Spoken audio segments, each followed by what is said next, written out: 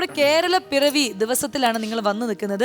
അപ്പൊ ബിനുചേട്ടാ പറയൂ, മലയാളികളുടെ എല്ലാം അഭിമാന ദിവസമാണ് ഇന്ന്. ബിനുചേട്ടൻ എന്താണ് ഈ കേരള പിറവി എന്ന് പറയുമ്പോൾ എന്തെങ്കിലും പരിപാടി ചെയ്ത ഓർമ്മയോ അല്ലെങ്കിൽ എന്തെങ്കിലും ഒരു കാട്ടുകോഴിക്ക് എന്ത് ഓണം സംക്രാന്തി എന്ന് ചോദിച്ച പോലെ നമ്മളത് ഇപ്പൊ ഞായറാഴ്ചയാണോ ഇന്ന് എന്താഴ്ചയാന്ന് ചോദിച്ചാൽ നമുക്കറിയാം. ഡേറ്റ് നമ്മളോട് ചോദിച്ചാൽ അറിയാൻ പറ്റുള്ളൂ എന്ന് പറഞ്ഞ പോലെ ഇത് അങ്ങനെ ഒരു പ്രത്യേകിച്ച് അങ്ങനെ സംഭവം അങ്ങനെ പോയിക്കൊണ്ടിരിക്കുകയാണ്. അപ്പൊ അതുകൊണ്ട് ഇങ്ങനെ നമുക്ക് എല്ലാ ദിവസങ്ങളും ആഘോഷമാണ്. ആശംസകൾ നേർന്നുകൊണ്ട് എൻ്റെ എല്ലാ മലയാളികൾക്കും ഹൃദയം നിറഞ്ഞ ഐശ്വര്യത്തിന്റെയും സമ്പൽ സമൃദ്ധിയുടെയും ഒക്കെ നല്ല ഒരു കേരള പിറവി ആശംസകൾ നേരുന്നു. താങ്ക് യു ചേച്ചി. ഇനി ചേച്ചിയുടെ വക ആ ഒരു സ്നേഹവാക്കുകൾ.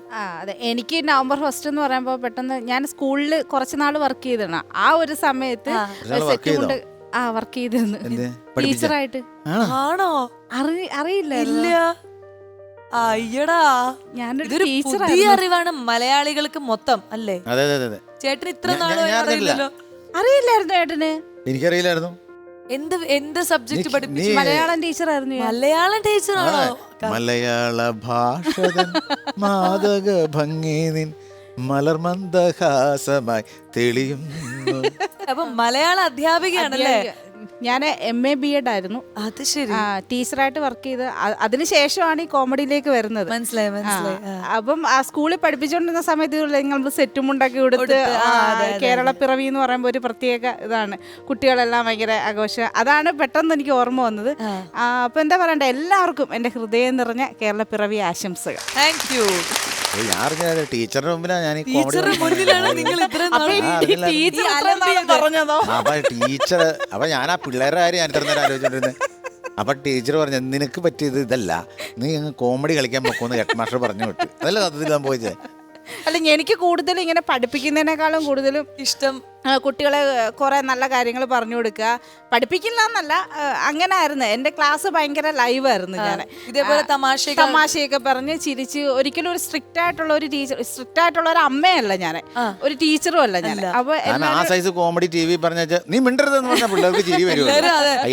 നീ മിണ്ടരുത് പറഞ്ഞ പിള്ളേർ വരും.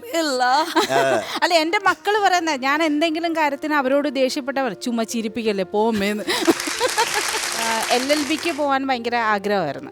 അപ്പോൾ ഞാൻ LLBക്ക് പോകണമെന്ന് ഇങ്ങനെ പറഞ്ഞപ്പോൾ അത് ഇനി കുറച്ച് വർഷങ്ങൾ നീണ്ടുപോലെ, അപ്പോൾ പെട്ടെന്ന് പഠിച്ചെടുക്കാൻ പറ്റിയ ഒരു കോഴ്സ് ഏത് അങ്ങനെയാണ്. അപ്പോൾ ടീച്ചറാവണം അങ്ങനെ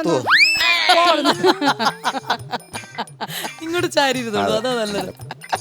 ടീച്ചറാവണം അങ്ങനെയുള്ള ആഗ്രഹങ്ങളൊന്നും കുറെ നേരമായിട്ട് ഇങ്ങനെ പത്തി വിടർത്ത് എൻ്റെ മുമ്പിൽ കിടന്ന് ആടുവാ.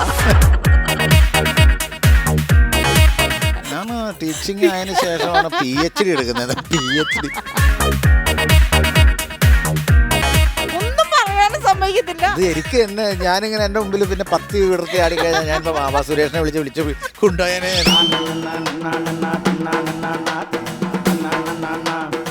മിണ്ടരുത് കുട്ടി. ഇല്ല, ഇനി ഞാൻ മിണ്ടില്ല.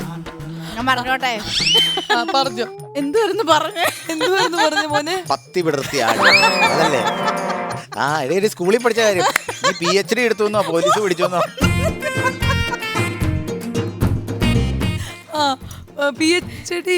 PhD എടുത്തില്ല. BEd കഴിഞ്ഞിട്ടാണ് സ്കൂളിൽ പോകുന്നത്. പിന്നാണ് ഞങ്ങളൊക്കെ സ്കൂളിൽ പോയതിന് ശേഷം BEd അല്ലേ? അങ്ങനെയല്ലേ എന്റെ ആശാനെ അങ്ങനെ പഠിപ്പിച്ചേടെ.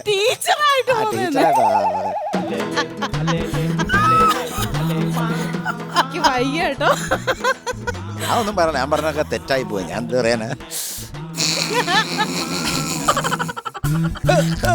ഇവിടെ സീരിയസ് ആവും.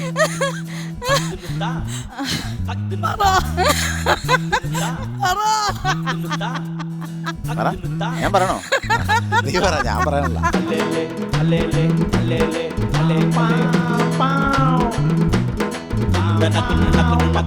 അപ്പൊ എന്തായിരുന്നു പറഞ്ഞു എന്ന് വീണ്ടും മറന്നുപോയി. സ്കൂളില് പഠിപ്പിക്കാൻ പോയി, ടീച്ചറായിട്ട് പഠിപ്പിക്കാൻ പോയി. പിന്നെ ഞാൻ ഈ കോമഡിയിൽ വന്നതിന് ശേഷമാണ് PG ചെയ്യുന്നത്. അപ്പോ അങ്ങനെയൊക്കെ ഇവിടം വരെ എത്തി. ഇപ്പോ സ്റ്റേറ്റ് അവാർഡ് 2 വർഷം സ്റ്റേറ്റ് അവാർഡ് ലഭിച്ചു. അതെ, അതെ. അപ്പൊ ആദ്യത്തെ വർഷം കിട്ടിയപ്പോഴാണോ ഈ വർഷം കിട്ടിയപ്പോഴാണോ ഭയങ്കര സന്തോഷം തോന്നിയത്? കാരണം ആദ്യത്തെ വർഷം പരാമർശം അങ്ങനെ എന്തോ പരാമർശം ആണെങ്കിൽ പോലും ആദ്യമായിട്ട് നമുക്കിത് കിട്ടുമ്പോൾ അതൊരു ഭയങ്കര, അത് ജൂറി പരാമർശം അങ്ങനൊന്നും നമ്മൾ അങ്ങനെ ചിന്തിക്കുന്നേ ഇല്ല. ഒരു സ്റ്റേറ്റ് അവാർഡ് കിട്ടുക എന്ന് പറയുമ്പോൾ അത് ഭയങ്കര, അതായിരുന്നു എനിക്ക് ഏറ്റവും സന്തോഷം. രണ്ടാമത്തെ വർഷം ഇതുപോലെ തന്നെ ഞാൻ കോവിഡ് എല്ലാം കഴിഞ്ഞിട്ട് ഒരു ദിവസം പുറത്തിറങ്ങി, അന്ന് അമ്പലത്തിലൊക്കെ ഒന്ന് പോയി തൊഴുതു.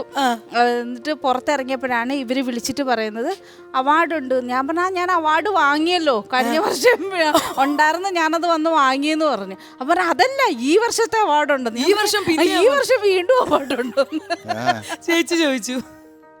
എല്ലാ വർഷവും എനിക്ക് അവാർഡ് തരുവാണല്ലോ. പക്ഷെ അടുത്ത വർഷം ബിനു അടിമാലിക്ക് ഒരു അവാർഡ്. അതെ, അതാ വേണ്ടത്. ഞാന് വേറൊരു വലിയ സന്തോഷം, സൈമ അവാർഡ്. അത് പറയണം, അതിനെ കുറിച്ച് പറയും. അത് ഞാനിപ്പോഴും പറഞ്ഞാല് ഞാനിങ്ങനെ അതിന്റെ ഞെട്ടല് അന്ന് ഞാൻ ഞെട്ടിയില്ല.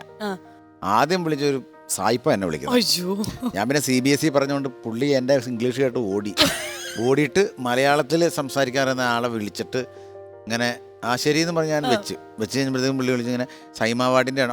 ഓക്കെ, സന്തോഷം. എനിക്കറിയില്ലല്ലോ സൈമ അവാർഡിൻ്റെ ആ വലിപ്പ സംഭവങ്ങളൊന്നും. ഞാൻ കൂട്ടുകാരോട് പറഞ്ഞു, എടാ ഇങ്ങനെ സൈമ അവാർഡോ അതെന്നാന്ന് നിനക്കറിയാമോ? ഇല്ല. എടാ അത് വലിയ തമിഴ്, തെലുങ്ക്, കന്നഡ, മലയാളം ഇതെല്ലാം കൂടെ കൊടുത്തിട്ടൊരു അവാർഡാണ്. അതിൽ നിന്ന് ഞാൻ ചോദിച്ചു എന്നെ ആരാ സെലക്ട് ചെയ്ത് എന്ന് ചോദിച്ചു.